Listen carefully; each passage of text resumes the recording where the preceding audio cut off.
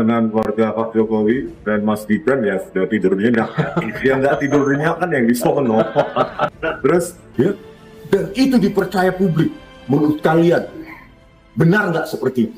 Kita bukan masalah benci atau tidak benci, tetapi tempatkan hasil penelitian ini di ruang penelitian. Siap nggak?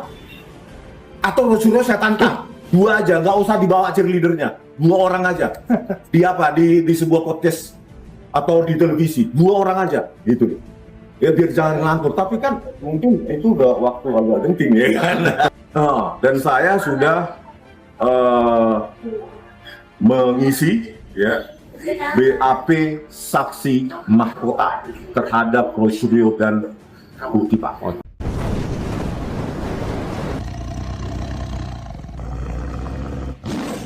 Assalamualaikum warahmatullahi wabarakatuh. Om Swastiastu, Namo Buddhaya, salam kebajikan sahabat-sahabat dimanapun juga berada. Luar biasa responsnya ini persahabat ya. Tak kala dia menerima SP3, dia kembali menggaprak Roy Suryo.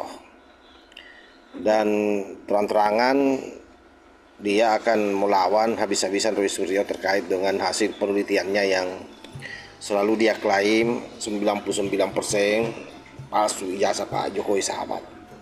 Dan tidak sampai di situ, ternyata dia juga sudah menandatangani formulir persiapannya untuk menjadi saksi mahkota, dan ini memang betul-betul menjadi bumerang tersendiri bagi Roy Suryo.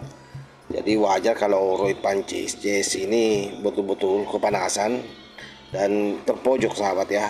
Tidak ada lagi ruang bagi dia untuk ngeles dari kasus ini. Selama ini dia selalu mengaku bahwa Pak Jokowi lah yang menginginkan RJ, tapi kali ini pintu RJ untuk mereka itu sudah ditutup oleh Pak Jokowi, dan saya kira Polda Metro Jaya juga tidak akan menggubris mereka lagi, karena memang orang-orang ini semua selalu claim victim, seolah-olah dialah yang paling benar dan Pak Jokowi lah yang bermasalah sahabat.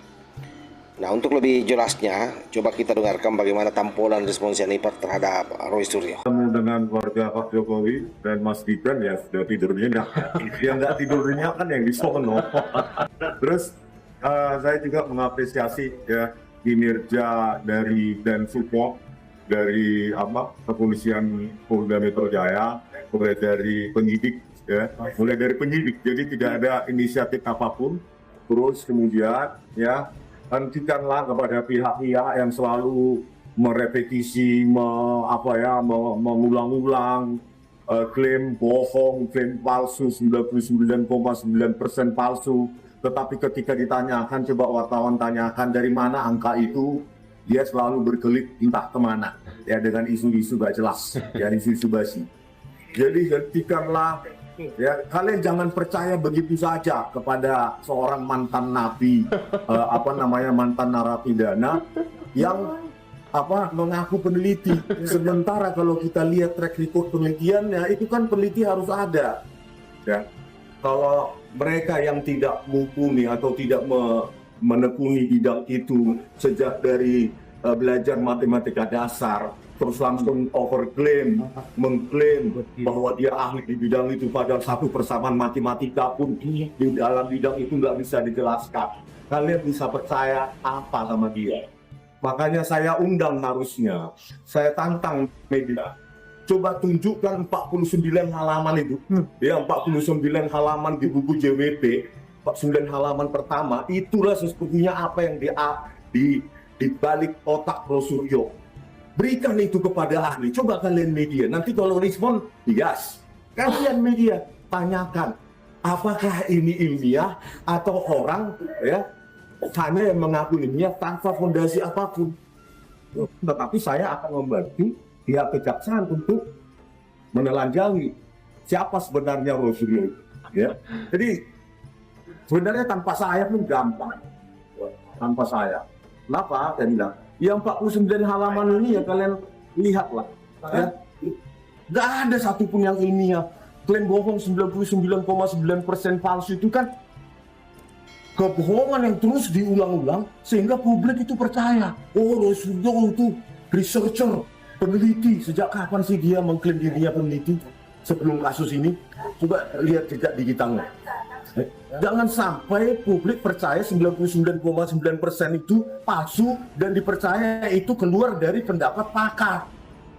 Sementara si pakar yang mengaku si pakar ini ngambil mata kuliah dasar tingkat mata kuliah aja ya tentang integral, diferensial dan lainnya yang dasar aja itu nggak tahu, nggak pernah. Padahal itu terimplementasi dalam ilmu digital image processing. Makanya ketika kalian tanya tentang Pak 9 halaman, dia pasti menghindar. Tapi kan bukan begitu caranya nanti di pengadilan. Dibandingkan berapa lalu? Pengadilan. Jadi bukan begitu nanti di pengadilan. Memangnya bisa menghindar dengan segala macam tuduhan. Ya, dia akan dicecar. Gitu. Oleh karena itu, pembohongan publik yang terus diulang-ulang, seolah-olah dia dewa yang tidak pernah salah. Sekali lagi saya ungkapkan, dia dewa yang tidak pernah salah. Pakar yang paling pakar se-Indonesia, ya, dan itu dipercaya publik. Menurut kalian benar nggak seperti itu? Kita bukan masalah benci atau tidak benci, tetapi tempatkan hasil penelitian ini di ruang penelitian. Siap nggak? Atau Rasulullah saya tantang, 2 aja, nggak usah dibawa cheerleadernya, 2 orang aja. Di apa? Di sebuah podcast atau di televisi, 2 orang aja, gitu. Ya biar jangan ngelantur, tapi kan mungkin itu udah waktu agak genting ya kan. Dan saya sudah mengisi ya BAP saksi mahkota terhadap Roy Suryo dan Putih Pak. Tadi dong kita tambah dulu dikit ya. Ini pertanda sahabat bahwa memang yang menjadi roh perlawanan Roy Panji selama ini adalah Rismon Sianipar.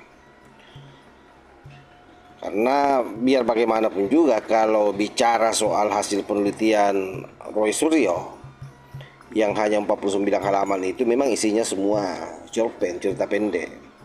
Jadi tidak ada nuansa keilmiahan di dalamnya, dan karena itu Rismon menantang agar media pun sekali-kali bertanya ke Roy Suryo bagaimana dia bisa memastikan 99,9% itu palsu ijazah Pak Jokowi, karena kalau dilihat dari hasil penelitiannya itu sampah dan bahkan bisa dicek ke orang-orang yang ahli yang memang independen ya.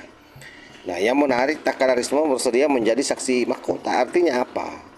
Akan banyak hal-hal baru ke depan ini yang akan terungkap bahwa memang mereka selama ini bergandengan tangan dengan para politisi untuk menghajar Pak Jokowi. Faktanya Rismon Sianipar secara sadar mengakui itu di beberapa kali di podcast-podcast, bahkan di channelnya sendiri, bahwa ada bau-bau politik yang ada di dalamnya, sehingga mereka semua ini benar pun dia akan mengatakan salah. Karena itu nanti memang ujian terberatnya bagi Roy Panji CS ini saya kira memang ada di pengadilan, yang menurut hemat saya pada bulan ini akan P21 sahabat. Artinya bulan Mei nanti ini sudah bisa disidangkan kasus ini dan dipastikan Roy Panji akan ada di dalam jeruji besi menghadap keluar bersama dengan Dr. Tipa, Rustam dan yang lain-lain yang masih tersisa itu 5 orang semua kan. Ada Kurnia, lalu ada satu Rizal Padilla yang sudah tua itu yang juga congornya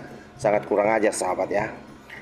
Nah, kita lihat saja ke depan seperti apa prosesnya, dan kita berharap memang Risma buka-bukaan saja ke depan apapun itu terkait soal isu ijazah ini. Kalau ada pendanaan di dalamnya, ya dibongkar saja. Siapa pendananya, berjelas.